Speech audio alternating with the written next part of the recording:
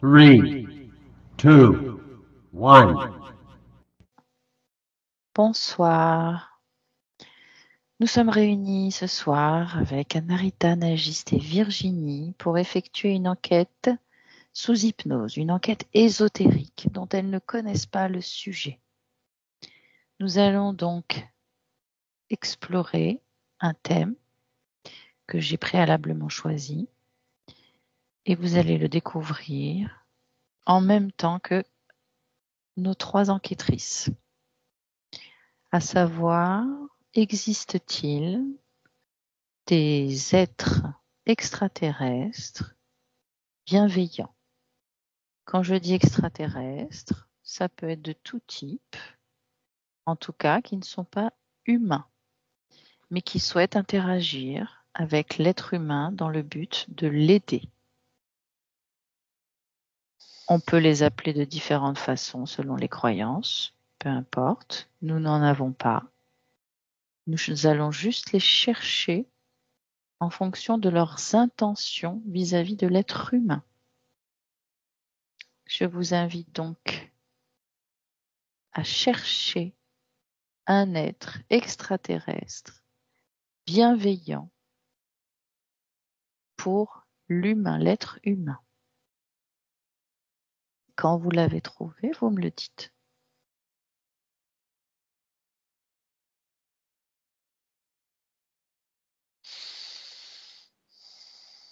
Oui. Oui, Virginie? Alors, je dirais pas que on va dire qu'ils vont pas interagir chez nous.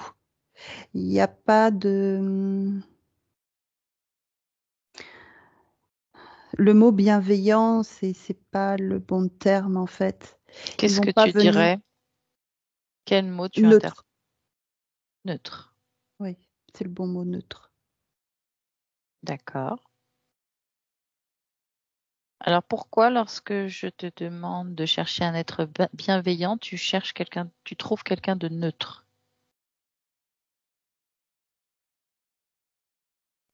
Parce que de bienveillant, pour le moment, en tout cas, j'en trouve pas. Alors continue de chercher, on va voir avec Anne-Narita et Nagiste si elles en ont trouvé.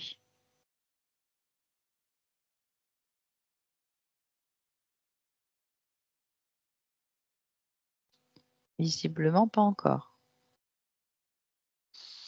Moi, je vois des êtres, effectivement,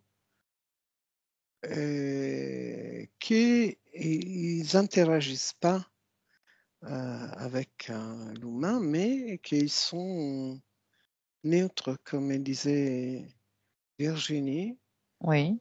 et qui en fait ils font leur vie en fait. Exactement.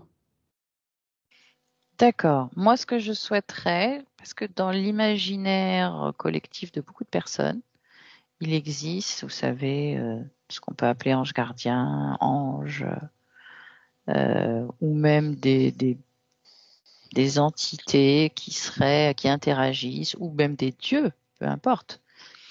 Peu importe la croyance que l'on a, donc qui ne sont pas humains et qui seraient donc bienveillants et en interaction avec l'humain pour l'aider.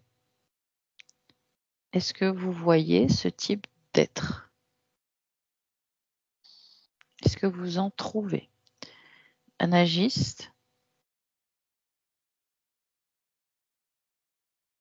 Alors non, j'en trouve pas. La seule chose que je peux voir, ça fait comme une espèce de fleur qui s'ouvre et qui se ferme, qui est très très très lumineuse.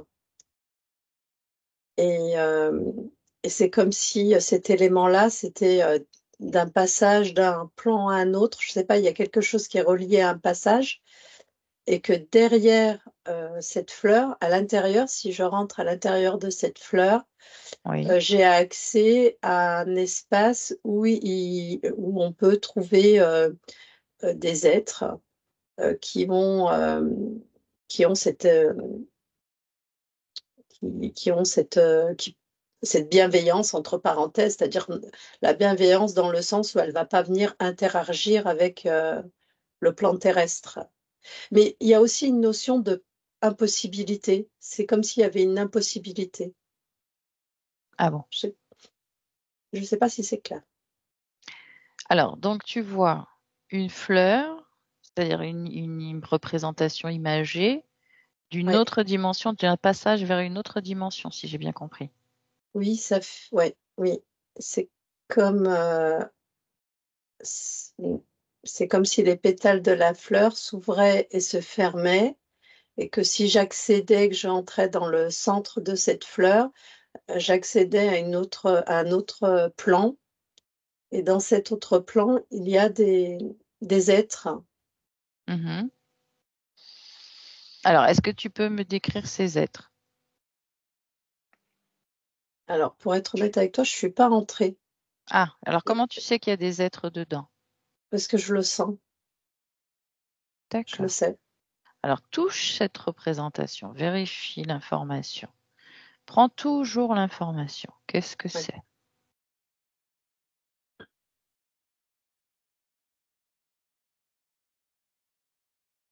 C'est comme j'ai envie d'appeler ça un portail floral parce que ça a une représentation de fleurs. Mhm. C'est vraiment comme un passage. Oui. Un passage, d'accord. Quelle autre information tu as en le touchant? C'est la première information que j'ai quand je touche, c'est on peut accéder, c'est-à-dire qu'on peut entrer à l'intérieur, mais on peut pas en ressortir.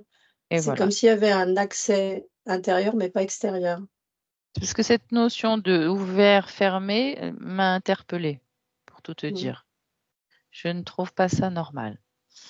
Et ça me fait penser à un leurre ou tu sais, comme ces fleurs qui sont là pour attirer les insectes et qui se referment Mmh. sur eux.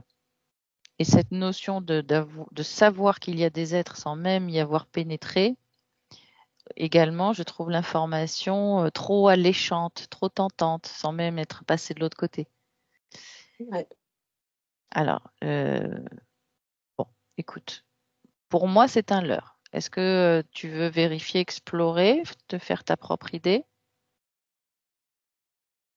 Bah, dans tous les cas, ce que je vois, c'est que, tu vois, j'y suis pas allée. Je suis restée à l'extérieur alors que l'accès est devant moi. Je pourrais y accéder facilement si je le souhaitais. Mais au vu de l'information qu'on peut rentrer et pas ressortir, Mhm. beh, je vais éviter d'y aller. D'accord, très bien. Alors, tu te déconnectes de cette image.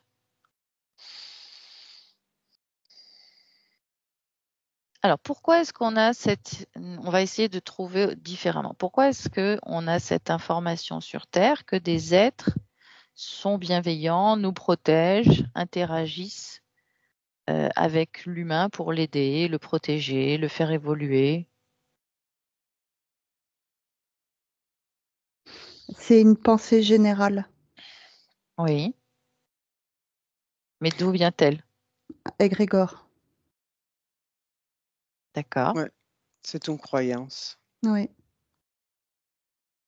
Alors, j'aimerais que vous augmentiez vos fréquences le plus haut possible que votre corps physique puisse le supporter pour voir si en augmentant de fréquence à ce moment-là, vous avez d'autres perceptions et que peut-être vous arriviez à trouver ces êtres bienveillants s'ils existent. Ils sont peut-être dans des plans supérieurs, dans des niveaux de fréquence beaucoup plus élevés. Voilà, c'est des pulsations énergétiques en fait, hein. C'est une, on peut pas les voir, hein. Ils n'ont pas une forme spécifique, précise, hein, comme on peut imaginer sur Terre avec une forme. C'est des énergies. Donc, tu en Et as trouvé en ouais, augmentant oui, tes oui, oui, fréquences. oui, oui, oui. Ah ben, c'est intéressant. Donc, finalement, il y en a, d'après toi. Oui, oui, c'est des êtres qui font leur vie et mais ils sont pure énergie. Oui, bien énergie, sûr, comme toutes les consciences. pure énergie, pure. Comme toutes les consciences sont pure énergie. Ouais. Et il Mais est-ce qu'ils faut. interagissent avec l'humain pour l'aider? Alors Non, peut-être même sans que l'humain le sache. Est-ce qu'ils non. interviennent pour aider l'humanité? En fait, c'est ce que je vois, moi, tu vois, là, par exemple, et je ressens beaucoup d'énergie dans mon corps qui monte et descend. C'est très agréable. Et puis, c'est comme si télépathiquement, je parlais avec cette énergie et ils sont très contents du fait qu'on s'intéresse maintenant à eux. On peut les ressentir. On peut ressentir cette énergie, mais on ne peut pas, en fait, ils nous disent, voilà, venez. Oui, vous pouvez regarder, mais on ne peut pas interagir, en fait. Ils ne peuvent pas interagir parce que c'est propre à chacun de pouvoir les rencontrer. D'accord, donc en fait, ce sont des gens que tu vois d'une fréquence Les agréable, fréquences, ouais. mais qui n'interviennent pas pour aider l'humain. Non. Ok. Est-ce que toi, Virginie, tu en as trouvé en augmentant tes fréquences? Il y en a, mais en fait, le mot bienveillant, c'est pas le bon terme. On va dire que il n'y a pas d'agressivité ou il n'y a pas cette notion de mettre des bâtons dans les roues, si tu veux, pour l'humain. Oui, Par contre, ils peuvent pas venir sur notre dimension. C'est comme si la phrase j'entends, chacun doit agir par lui-même. C'est ça, On ne demande pas à quelqu'un d'autre de venir t'aider alors que c'est ta propre vie, ta exactement. propre expérience. d'accord. Chacun dans son monde. Voilà. Ok. Donc, il y a vous ne trouvez aucun être qui intervient pour le bien-être de la Terre, pour aider l'humain, comme ce qu'on entend parfois, une fédération galactique qui œuvrait pour le bien-être, l'évolution de la planète Terre et de la libération Non, de Non, pas du l'humain tout. et de son non, évolution. non. Chacun son évolution, chacun son expérience de vie. Et Tu toi, vois, Nagis? Je me souviens plus vraiment des questions, mais je sais que lors d'une de tes questions, j'avais une représentation d'un livre. Voilà, j'avais la représentation de ce livre. Et puis après, plus tu interrogeais les filles, et j'avais la représentation de différents personnages qui se présentaient. J'avais un druide, tu vois, un peu une représentation d'un druide. Il y avait plusieurs personnages qui se Oui, présentaient comme ça. Alors, et ces personnages, ils sont pas, comment dire, vivants, hein, ou organiques. Il y a pas je les mettrais dans la catégorie des égrégores, un peu, oui, si je devais leur donner une appellation. Et puis, il y avait aussi la notion de bienveillance dans le sens que il y a des interactions avec des entités et oui. avec des entités et des êtres humains, et l'être humain va le considérer comme une interaction bienveillante. C'est-à-dire que c'est une notion qui est personnelle. Oui, Dans, c'est ça donc ces égrégores de ces différents personnages peuvent venir offrir des informations ou accompagner un être humain pour une situation quelconque, et cet être humain le verra comme de la bienveillance par rapport à ces êtres-là. d'accord. Mais eux ne sont pas forcément, enfin, ils interagissent parce qu'ils font partie de l'égrégore et que c'est leur rôle, en fait, comme des C'est automates. exactement, c'est exactement ça. D'accord. Eh bien, concentre-toi sur un égrégore qui fonctionne ainsi. Et puis, tu me le décris. Et pareil pour Virginie et Anarita. Euh, concentrez-vous sur un égrégore. Par exemple, on va essayer d'en choisir quelques-uns. Virginie, tu vas te connecter à l'égrégore de la religion juive, puisqu'ils font appel également à un dieu et à des anges. Toi, Narita, tu vas te connecter à l'égrégore des anges de la chrétienté. Et toi, Nagis, à l'égrégore druidique, par exemple.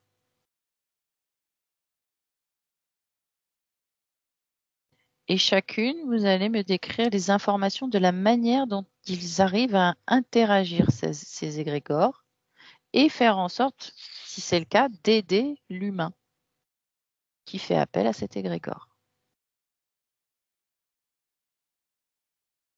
Aider l'humain, ça c'est une illusion. D'accord.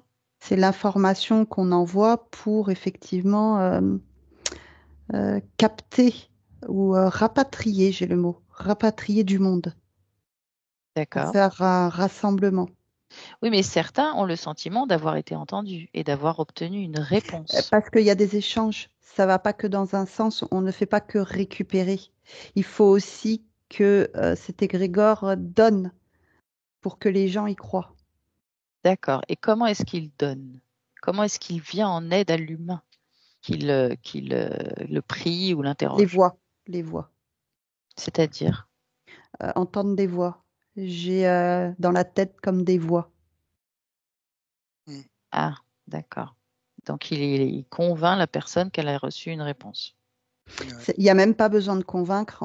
La personne entend une voix et comme c'est pas sa propre voix qu'elle entend, ça peut être que d'un dieu ou d'un ange ou une Mais on autre. est bien d'accord que l'humain en question n'a pas conscience d'entendre une voix.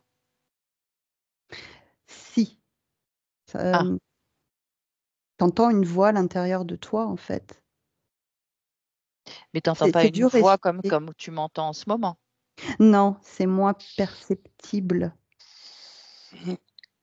Mais t'entends quelque chose, t'as l'impression d'entendre quelque chose. Comme un Avec espèce de tes murmure. oreilles? Oui et non. Moi, alors si je me mets à la place d'un humain qui entend, Oui. ça peut être comme un chuchotement, ouais, qu'on entend. Oui. Et ils ont conscience d'entendre un chuchotement ou c'est une réponse Non. télépathique? Comme une réponse télépathique. Ah, d'accord. Donc là, oui, je comprends. Ok. Mais alors, comment concrètement, et après je passerai à Narita et à Nagiste, comment concrètement cet égrégore fait, à part le chuchotement, pour que cette personne, par exemple, si elle a une demande Il y a des d'obtenir un visions. travail ou d'obtenir, je ne sais pas moi, de l'argent, peu importe ce qu'elle demande, comment cet égrégore fait en sorte que la personne associe sa demande à une réponse, que tout d'un coup, elle obtient ce qu'elle a demandé. Est-ce qu'il y a une vraie possibilité de l'égrégore, en fait, d'interagir ou d'agir? D'agir, oui et non. C'est comme si l'information était envoyée à la personne et c'est finalement elle-même qui provoque. D'accord. Et elle croit que Qu'elle a eu la réponse. c'est tombé du ciel. La chance, enfin, ma prière a été écoutée. D'accord. Ok. Anarita? Oui, donc effectivement, ben, c'est la même chose, hein, et quand une personne lui fait appel à un ange ou un égrégore d'ange, et Alors, mets-toi dans la position d'une personne qui mm, appelle un ange. Qu'est-ce qui se passe? Décris-moi donc le processus. il y a la foi à l'intérieur de cette personne pour qu'il y ait vraiment un échange, il doit y avoir un désir profond d'être aidé, d'appeler vraiment au secours cette personne. La croyance, la foi à l'intérieur du cœur, vraiment, Oui, il y a un échange vraiment énergétique, la volonté vraiment d'avoir un échange avec ces êtres, hein. oui, d'accord. Et donc, ça va se créer à l'intérieur, à niveau du corps, hein, physique, énergétique, mental, hein, et tous les facteurs, hein, tout ce qu'il faut pour effectivement appeler Oui, à l'aide, hein, de ces êtres, hein. d'accord. Et il y Observe a la réponse maintenant, le trajet de l'information de la demande. Qu'est-ce qui répond? Qu'est-ce qui il y a reçoit l'information? l'information, c'est la personne, hein, donc qui appelle à l'aide, hein, ou qui fait Oui, appel à ces êtres, hein. oui, Il y a effectivement, il y a la réponse, hein. oui. Voilà, Sous quelle forme? sous une forme des mots, il peut y avoir des Mais mots qui répond? ressentis. Est-ce que c'est un être? Est-ce que c'est un égrégore? Qui répond? C'est un être, mais c'est une illusion en fait que la personne même a créée, tu vois. D'accord. La Oui, personne même a créé à travers sa foi, la croyance. Et oui, donc, tout a été construit, créé par la volonté de cette personne, la d'accord. croyance de cette personne. Alors là, tu Est-ce- observes la réponse par une entité ou par un égrégore? Par une entité, Là, finalement, toi, ouais, c'est une ouais, entité une entité, oui, qui est reliée à l'égrégore ou qui qui est est relié, complètement indépendante? il peut être relié à un égrégore, oui, bien sûr. D'accord, ok. Et Oui. qu'est-ce que tu observes dans la réponse? Est-ce que tu observes la capacité à exaucer la demande de la personne? Bah oui, parce que la personne a une forte croyance. Et donc, D'accord, il va obtenir des choses, et il va dire, c'est la Madone, ou c'est les anges, l'ange gardien. non, mais ma question, Ouais. excuse-moi, est-ce que l'égrégore ou l'entité aide la personne directement? Moi, non, je vois pas ça. Je vois pas. D'accord. Moi, autant qu'observatrice, si tu veux, non. Mhm.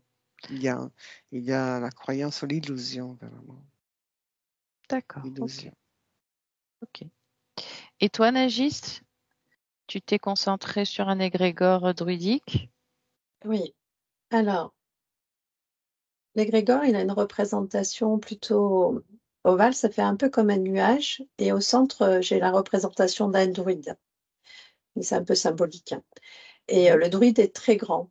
Et pour comprendre un petit peu la raison de cette grandeur, c'est un peu comme s'il y avait un ensemble de druides reliés dans ce système nuageux, tu vois. C'est Oui. comme s'il y avait toute la magie de tous les différents druides qui étaient situés dans cet espace-là. Mhm. Et j'ai ce grand druide.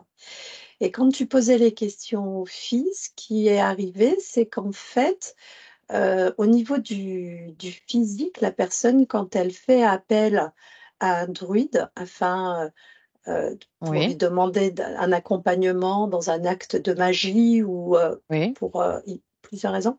Ce que j'ai vu, c'est qu'il y a une partie de l'égrégore, comme une part de cet égrégore qui est partie comme une fumée Mhm. et qui est venue se positionner au niveau du corps subtil, du corps physique, et qui l'a entouré. C'est comme si cet égrégore avait pris donc une forme de, de- de fumée Mhm. qui était reliée à des fréquences, et ces fréquences sont venues se propager tout autour de l'espace subtil du corps physique qui fait la demande. Oui. Avec quoi pour conséquence? Et ben, en fait, ce que j'ai vu, c'est que ça tournait et c'est venu directement se positionner au niveau de l'abdomen, là, Oui, et c'est venu passer par là, et en passant par là, c'est venu se manifester au niveau du corps physique. Et ça vient offrir des informations au corps physique par d'accord. rapport à l'aptitude ou l'utilisation de différentes pratiques de magie, par exemple. Oui, oui, c'est intéressant, oui. Oui, Donc en fait, il y a une réponse. Il y a oui, une il y a une réponse. réponse. Oui, dans ce que D'accord. j'ai pu voir, il y a une réponse. Et je veux juste préciser Oui, que le passage, là, ce que je t'ai, ça va dépendre du corps physique. Il ne se présente pas toujours de la même manière.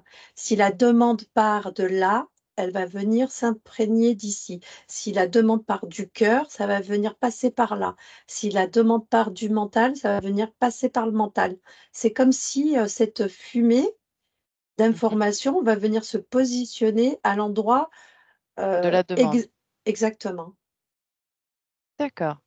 Et donc, qu'est-ce que ça devient, cet influx énergétique? C'est juste une information ou ça donne des capacités?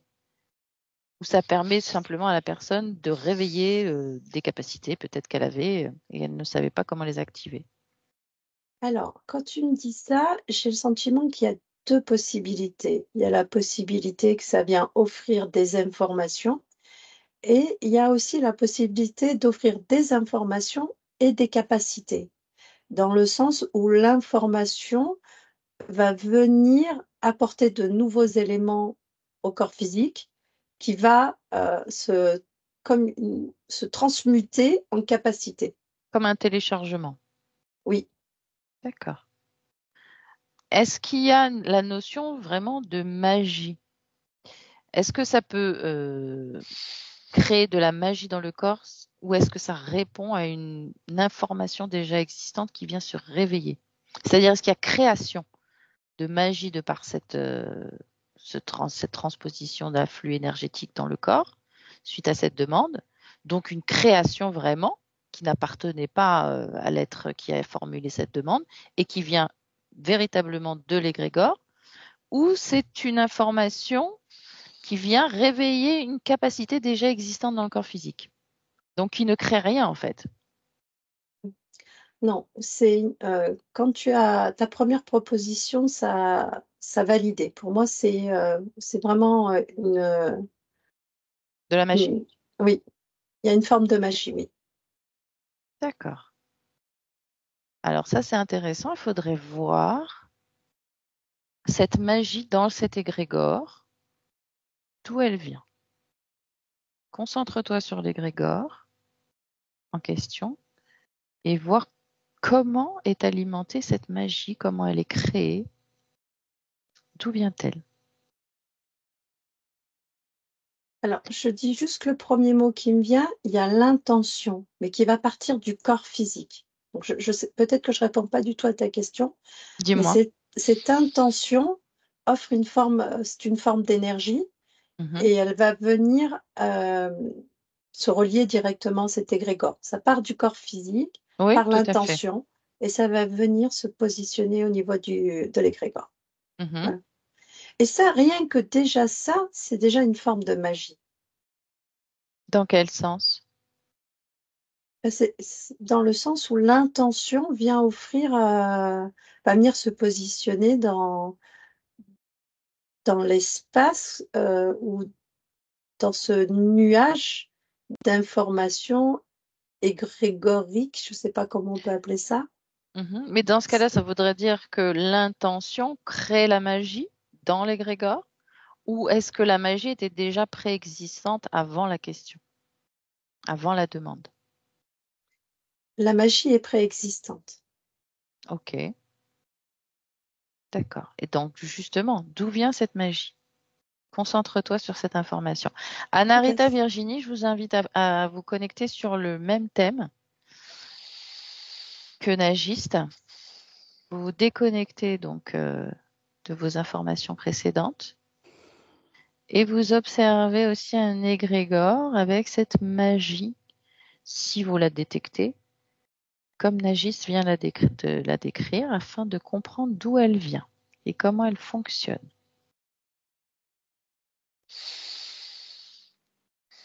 Pour moi, elle est créée par l'égrégore, par tous les participants à cette égrégore. Oui, C'est d'accord, l'égrégore qui crée cette énergie. très bien. Et elle peut la transmettre C'est ça. à souhait à celui qui fait appel à cet égrégore. Donc, C'est ça, parce que lui aussi, il va faire partie il va s'ajouter à l'égrégore. à l'égrégore, bien sûr, il va s'y connecter. Il va s'y connecter, oui. Mais cette magie, elle vient d'où? Elle est créée par qui, par quoi? Elle est créée par tous ensemble, hein, tous au même niveau des consciences, des foi, des connexions. Voilà. Donc, c'est l'humain par sa pensée, Ses intentions, oui, ses d'intention. intentions créationnelles qui a C'est créé ça. cette magie. C'est ça. Et toi, Virginie, Et quelle Ouais, information tu as? que c'est en fait un ensemble qui crée quelque chose. D'accord. C'est pas l'égrégore en lui-même qui crée. Oui. un ensemble. Oui, lui, il a les informations que tous ceux qui sont connectés à lui ont envoyées. Exactement. Et il ne fait que les redistribuer à ceux qui font la demande en se connectant de nouveau à cet égrégore. Mais c'est intéressant dans le sens où l'égrégore a une véritable fonction de transmission et d'interaction avec tous ceux qui s'y connectent. Chose que vous n'avez pas observée dans les deux égrégores auxquels vous étiez reliés précédemment, que vous observiez précédemment, Virginie et Anarita. Pour moi, c'est un flux, c'est comme un circuit. Moi, je vois comme un Mm. circuit. Tout à fait, mais un circuit qui donne des réponses. Alors Oui, que précédemment, dans les égrégores où vous étiez, celui de la religion juive et celui du christianisme, vous n'avez pas vu ce genre de réponse. Vous avez vu juste une autosuggestion. Une réponse autosuggérée, en fait. D'être arrivé à avoir obtenu, d'être convaincu qu'on a obtenu et qu'en fait, c'était l'humain lui-même qui finissait par œuvrer pour obtenir ce qu'il avait puisqu'il était persuadé qu'il l'avait déjà. bah, pour la magie, pour moi, c'est un peu pareil, hein. Mhm. Alors, L'humain, dites-moi. il l'a en fait. L'humain, il crée par lui-même et c'est une sorte aussi de magie. Mais comme tu as un circuit qui est ouvert, je ne sais pas trop comment l'expliquer. C'est comme si tu avais l'humain qui n'avait pas connaissance de sa création, de sa magie, qui Oui. va faire un appel à quelque chose pour faire une demande. Et Mhm. cette demande, elle est comme envoyée, par exemple dans cet égrégore, et hop, ça va être renvoyé à l'humain, et l'humain va croire que Que c'est une réponse. oui, alors que pas forcément, non, pas du tout. Oui, mais malgré Donc tout, c'est pour ça que c'est un circuit ouvert oui, mais malgré tout, ça récupère quelque chose. dans les deux sens. Qu'il n'a L'égrégore que- va récolter des informations par rapport à l'humain propre. Oui, oui, ça, j'ai bien compris. Mais ce que je veux dire, c'est que l'humain, il obtient quelque chose qu'il n'avait pas. Il l'avait, mais il n'en avait pas conscience. Alors, c'était ma question de tout à l'heure. Est-ce que ça vient lui apporter une création qu'il n'avait pas, ou ça vient juste réveiller ou révéler quelque chose qui était déjà en lui? C'est la question que j'ai posée à Nagis tout à l'heure. Est-ce que vous avez une réponse à me donner là-dessus? Ça vient révéler quelque chose qu'il a déjà en lui, mais il n'en a pas conscience. Et donc, Oui, ça, on est bien d'accord. il pense que c'est grâce à l'égrégore qu'il a obtenu les choses. D'accord. Et toi, Virginie? En fait, dans ta question, il y a toute la réponse, c'est-à-dire que la création, c'est l'humain. Oui. Il a déjà. Donc, il a déjà. Ouais, mais si tu veux, c'est comme si l'égrégore lui faisait croire que, il avait rien et que c'était lui qui avait apporté. Mm. Parce qu'il avait fait appel à quelque chose, mais pas du tout. Donc, quand tu dis que ça a révélé, dans un certain sens, oui, mais en Mhm. fait, non. Tout est illusion. D'accord. Mais malgré tout, ça permet d'avoir une prise de conscience de quelque chose qui était déjà en Oui, soi. mais après, tu as comme un sorte de contrat. Ah, T'es- c'est-à-dire, bah, comme il y a un circuit qui est ouvert, forcément, tu t'acceptes, oui. euh, tu ouvres les portes. Et qu'est-ce qui se passe quand tu ouvres les portes? Observe dans ce type d'égrégore. Eh ben, c'est comme si tu avais... c'est un passage. Un passage de quoi? Ouais, Un passage, bah tiens, une entité passe, un interférent passe. exactement. Ah tiens, ah bah la porte elle est ouverte. Allez, Mm, mm, j'arrive. mm, mm. Et t'as comme ouais, c'est comme si le fait d'ouvrir te donne en fait comme un pacte, un contrat, D'accord, une ça veut dire que liée. n'importe quelle entité peut passer? C'est ouvert en permanence? C'est comme si Bah, de c'était toute un façon, ça, contrat ou d'ouverture, de location en permanence. en tout cas, en permanence, si tu veux, la demande, elle est envoyée. C'est comme si tu envoyais une bouteille à la mer et que c'est le premier qui va la récupérer. Ouais. D'accord, Sauf si tout, avec conscience, tu te déconnectes de l'égrégore. d'accord. Est-ce qu'il y a des entités qui sont connectées directement à cet égrégore ou c'est juste ces égrégores ou c'est juste le fait de croire en une aide extérieure qui permet l'ouverture? Moi, j'allais juste, avant Oui, même que tu poses la question, il y a pour moi, hein, dans tous les cas de oui, ce que oui. je peux voir, oui, il y a des entités qui sont accrochées Oui, à ces égrégores. oui. Parce qu'il Et, pique et d'où l'énergie. la, et Mm. d'où la raison de l'ouverture et de la possibilité d'accéder après dans leur propre espace. D'accord. Ok. Comment est-ce qu'ils se connectent, ces entités, à ces égrégores? Moi, j'ai une représentation, ça fait comme s'ils étaient, je ne sais pas si je vais bien pouvoir te le décrire, mais je te dis ce que je vois. Ça fait comme une espèce d'entité un peu noire, sans forme. Et c'est comme si elle était juste, elle a une forme de position euh, avec les deux mains euh, près de ce nuage, parce que je le vois un peu comme un nuage, et elle est positionnée comme ça près de ce nuage. Voilà. Après, c'est peut-être un peu imagé, mais Mhm. c'est comme s'il y avait une connexion qui se faisait comme ça. C'est comme s'il gravitait tout autour et qu'il se connectait comme ça. Je sais pas, D'accord. c'est c'est ce que Et- je vois. et- ok. Mais est-ce que ce sont eux qui ont créé ces égrégores ou c'est l'humain purement qui le crée, cet égrégore?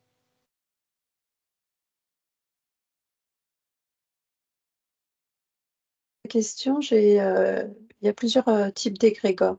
Eh oui. Il y a pas qu'un type d'égrégore. Donc selon les cas, c'est l'un ou l'autre. Oui. D'accord. Ok. Est-ce que vous avez autre chose à rajouter, Virginie et Narita, avant qu'on coupe?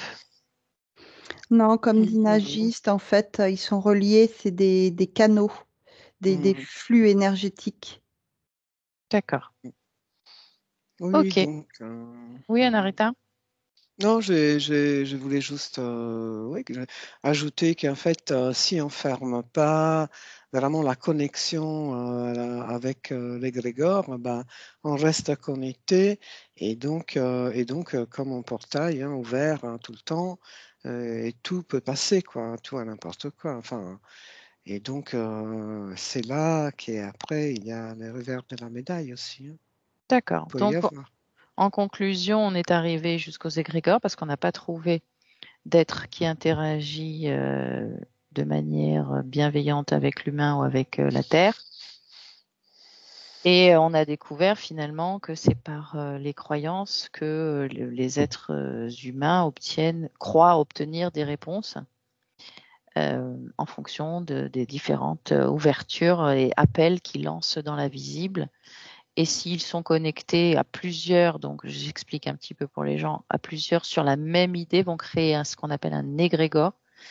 C'est une création par un groupe de personnes qui croient les mêmes choses.